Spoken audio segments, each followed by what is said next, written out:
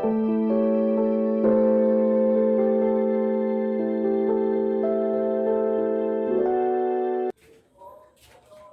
up guys? Dito naman tayo ngayon magluluto ng tinulang isda. Ito. At lalagyan natin ng hipon o sa amin yan pasayan.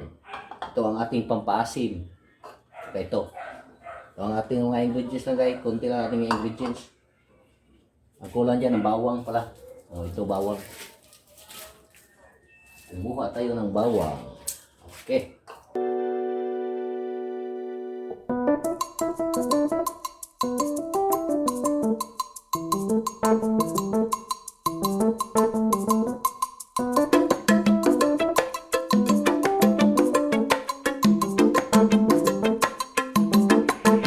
Guys, maliit lang tong ating lulutuan guys. Dalawa lang kami kumakain ito, ang aking misis. Kasi ang yung kids namin hindi pa kumakain ng tinula. Pero kalahati nito tinula, ang kalahati nito piniritong isda. So, samahan niyo ako guys.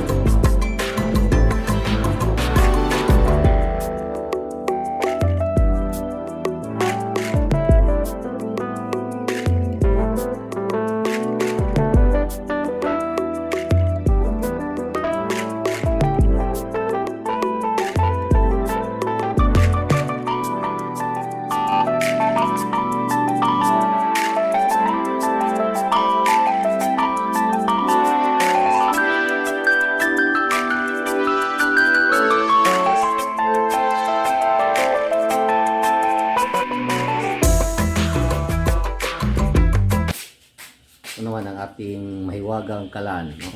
So, tingnan natin guys. Simulan natin itong ilaw. Hintayin natin guys na kumukulo na.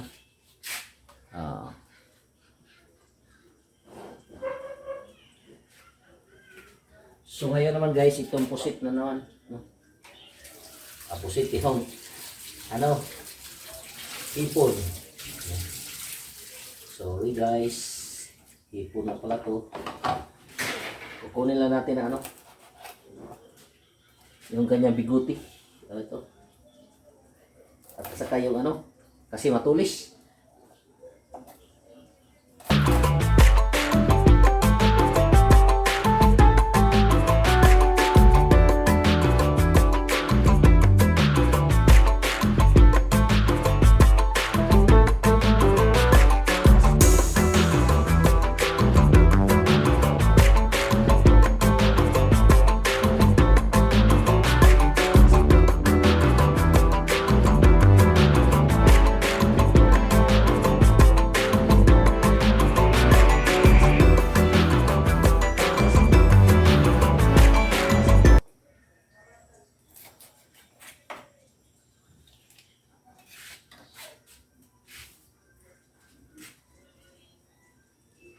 Itapon to ng maayos ito guys, itong ulo ng hipon guys, kasi kung makain ito ng mga aso, magka-allergy ang aso, mawawala ang kanilang balahibo. So kailangan responsable tayo pag tapon ito. Kasi paborito yan ng aso. Seafoods kasi. Ito guys, wala nang guys. Para yung kanyang biguti hindi rin kasi isasama ko to. Ang kalahati nito isasama ko sa tinulang isda para matamis-namis ang kanyang sabaw. Pagkatapos na itong naluto, lagyan natin ito ng limonsito. Ayun, maasim na manamis-namis.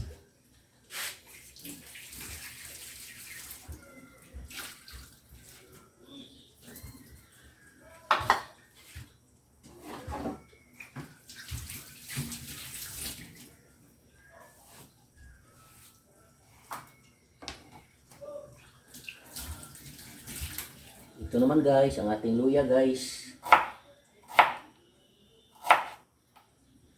Kunti lang luya guys, kasi kunti naman ang ating ano. Ilagay natin ito guys, para pag kumulo na ano na. Ito guys, ang ating kamatis. Masarap ang kamatis guys, mas marami sa tinula kasi medyo maasim ba. Sarap ang maasim guys para sa ano, iwas COVID guys.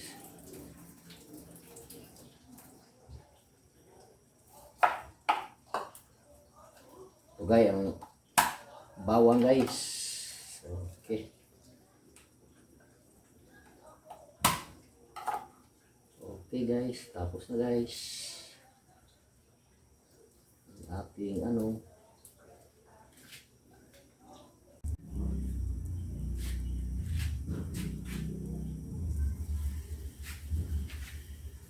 ito guys, kumukulo na guys. So iuna natin to ano, kamatis,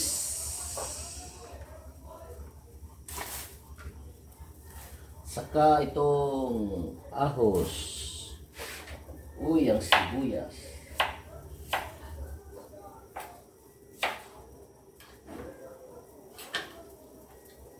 ito guys ang sibuyas Bombay. Tapos ito ang ingredients na guys, ang isda guys, ang ulo ng isda. Ang nilagay ko lang guys, ang dalawang ulo at ito. Ang dalawa namang ito ay para sa ano, pinirito. So dalawa pang dalawahan na ito guys. Kasi mapuno na rin. Isasama na natin itong ano guys, kalahati nitong hipon. Okay. Yan lang guys, para manamis-tamis ang sabaw. Ito naman, gisado pa rin.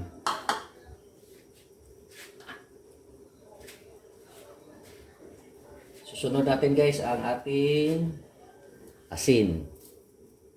Huwag nating kalilimutan.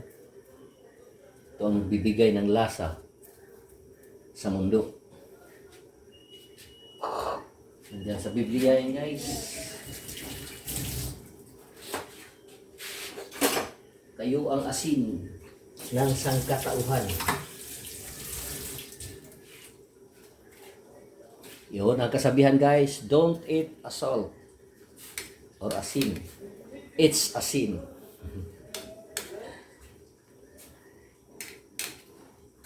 Okay guys, tatakpan na natin guys. Mga ilang minuto lang guys, nalalantak ka na to.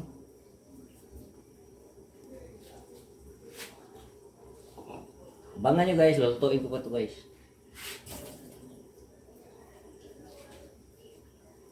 Ito, lalagyan natin ng konting asin. Hindi lang masyado guys, kasi 50 years old na tayo. Mahirap na guys. Pag madaming asin sa katawan, kidney natin umiiyak na. So, kaya konti lang asin para pagpalasa lang. Kasanay-sanayan lang guys. Kung nasasanay ka na sa konting asin, okay na. Huwag natin sanayin ang ating sarili sa maraming sa maalat. Atin lang ko guys, bubuksan guys kasi parang may overflow. Okay. Ating i-control ang fire natin. Medium lang, medium para hindi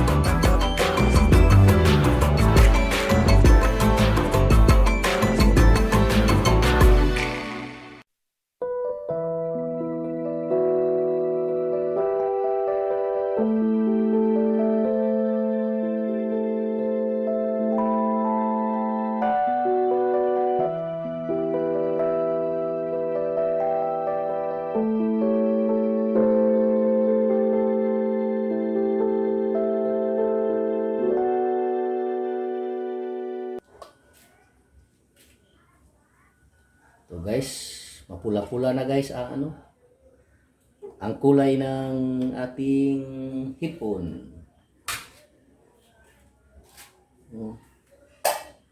Isusunod natin ito guys, ang tangkay, no? Ang pinakapuno ng sibuyas. Pag matalapit ng hainin to guys, ito na ang ano, kanyang dahon. Uy guys, nalilimutan natin ang sili guys. Nako. Kung hindi pa huli ang lahat guys. Okay.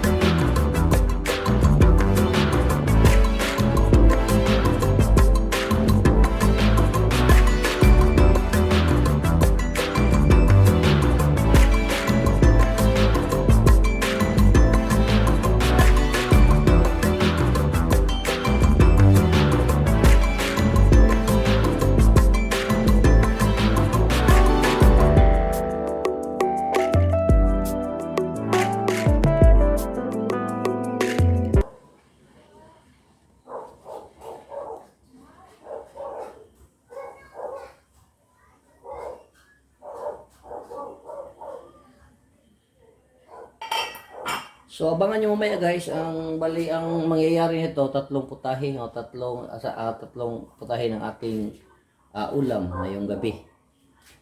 Itong itong ano, hipon na to, medyo gisado, at saka yung piniritong isda, at saka yung tinula.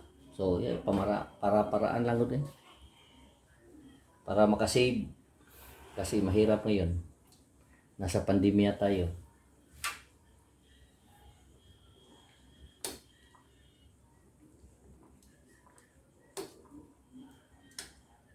Tikman natin guys. Ayos guys. Sarap na. Masarap talaga guys pag ano, may pasayan o ano, hipon. Kasi matamis ang kanyang sabaw.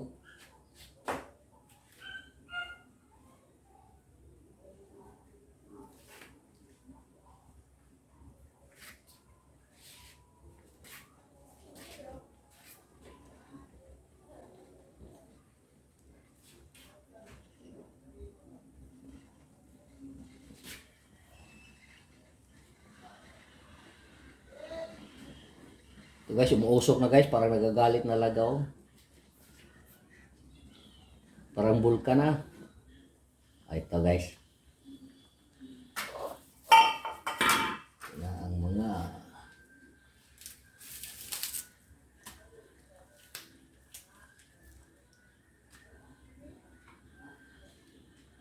guys. Lahat ng Ricardos guys, nakasakay na. So malapit na itong ano, tumatakbo. Ito guys, tingnan nyo guys, oh. Sarap na nito guys.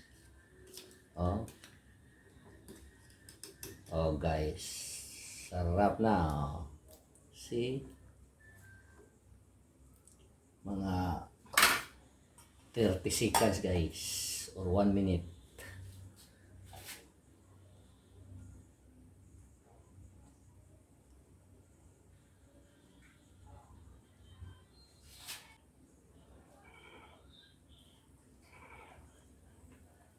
Ito guys. Lalantak ka ito guys. Ito guys ang sinasabi ko. Limonsito guys.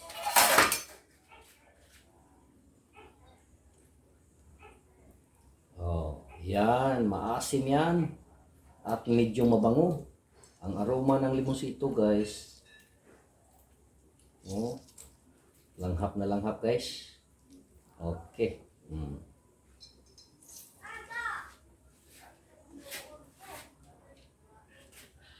Dagdagan pa natin isa guys, baka mabingi.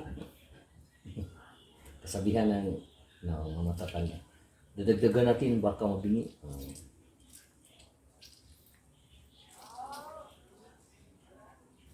Okay.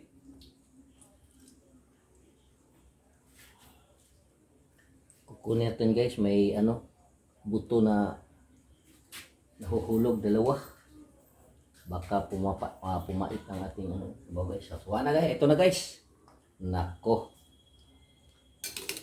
Tulo ng laway natin guys. Oh, tingnan nyo guys.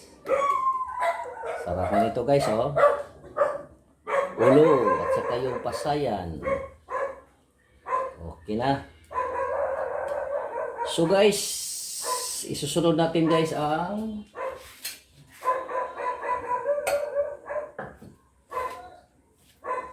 pagluluto ng ating isda. Ayan guys.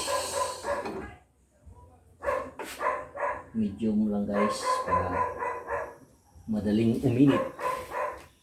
Ang ating isda guys, ito guys, lalagyan natin ng asin. So, wala na tayong kasi guys, kung dalawa pa tong burner guys, sabay itong lulutuin ko. Kasi nahihirapan pa tayong bumili guys. Sa totoo lang kasi, no? Paano ko sana bumili ng dalawang burner para masabay-sabay ko kapag magluto. Kanin at saka kuan. Malaking oras na kakainin guys pag ganito guys, pero kunting tiis lang. Baka by December magbago na to, mga anak na dalawa.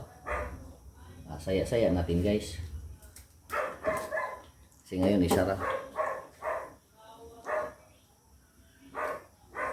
Pag mainit na to guys, ilalagay natin, i-preheat natin guys.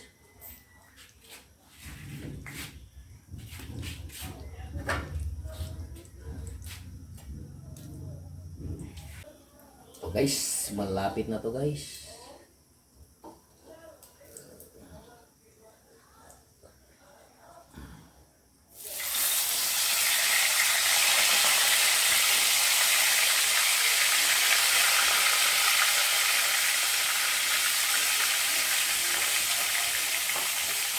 Ito guys, lagyan natin hiwa guys para mas maraming crispy. Kaysa wala siyang hiwa, hindi ko crispy kasi may mag-crispy ito. Pagbahiwa.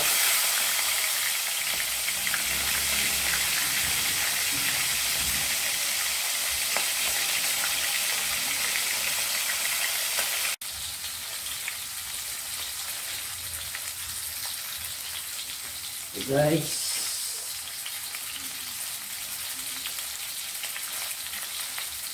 malapit nang maluto guys ang ating luto na guys.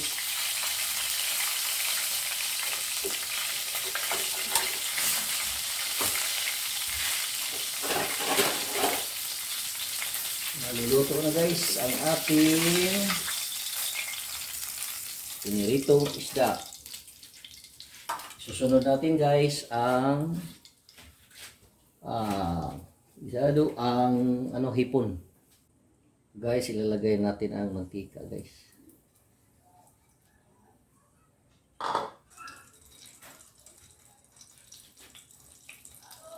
Ito na guys ang ating bawang.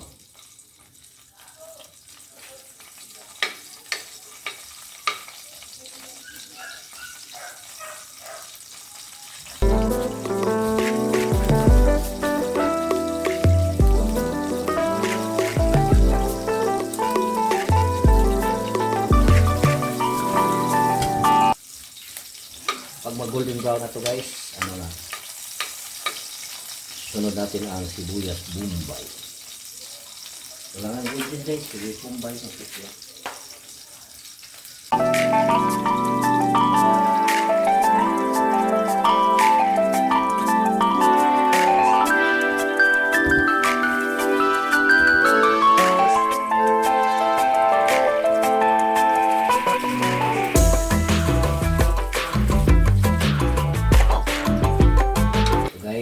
Okay na to guys. Tama na to. Ito. Ang ating sibuyas bombay.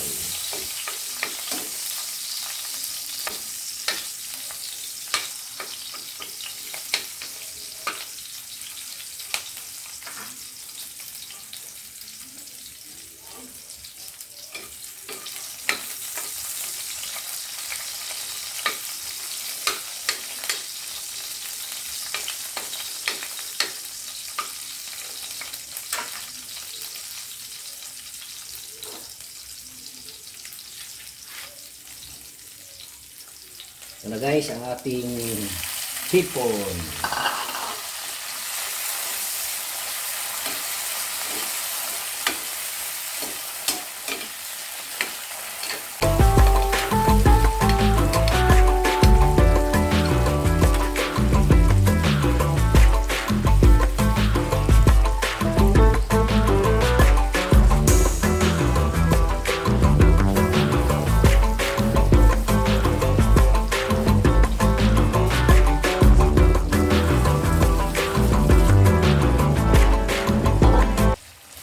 Guys, malapit na po guys.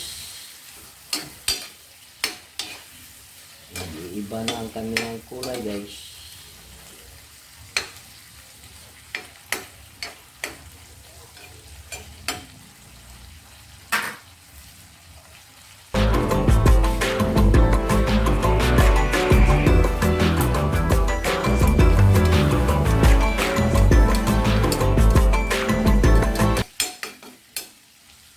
Yan natin yung kunting asin guys. Okay. All natural lang ta guys kay para hinam sa katawan.